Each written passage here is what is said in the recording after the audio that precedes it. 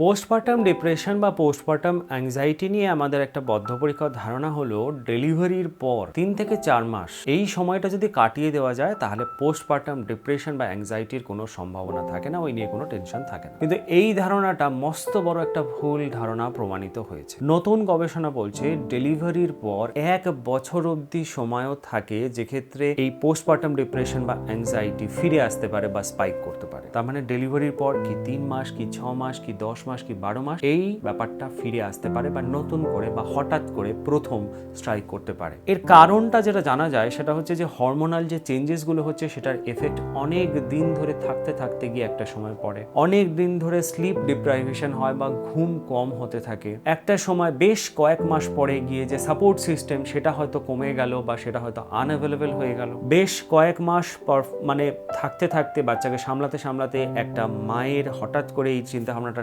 তৈরি হয় যে আমি কি ভালো মা হতে পেরেছি, আমি কি সবকিছু ঠিকঠাক মতন করছি। এইরকম ব্যাপারগুলো আস্তে আস্তে জমতে জমতে দানা বাঁধতে বাঁধতে একটা সময় গিয়ে এই পোস্টপার্টাম অ্যাংজাইটি বা ডিপ্রেশনটা হঠাৎ করে মানুষের মনে বা মায়ের মনে স্ট্রাইক করে। বেবি ব্লুজ বা পোস্টপার্টাম ডিপ্রেশন এই ব্যাপারটা ফিরে আসলে ডাক্তার দেখানো বা মনোরোগ বিশেষজ্ঞের সঙ্গে পরামর্শ নেওয়াটা খুব দরকার, কারণ বর্তমানে এইখান থেকে বা এই সমস্যাটা থেকে অনেক মর্মান্তিক পরিস্থিতি বা ঘটনা ঘটতে দেখা যাচ্ছে, আমরা নিউজও পাচ্ছি। আমাদের যেমন শরীর খারাপ হলে আমরা ডাক্তার দেখাই, আমাদের মন খারাপ হলেও ডাক্তার বা মনোরোগ বিশেষজ্ঞদের সঙ্গে আলোচনা করাটা বা তাদের পরামর্শ নেওয়াটা দরকার, কারণ মন আমাদের শরীরের অবিচ্ছেদ্য একটা অংশ বা পার্ট। সেটা ছাড়া আমাদের শরীর যন্ত্রে পরিণত হয়।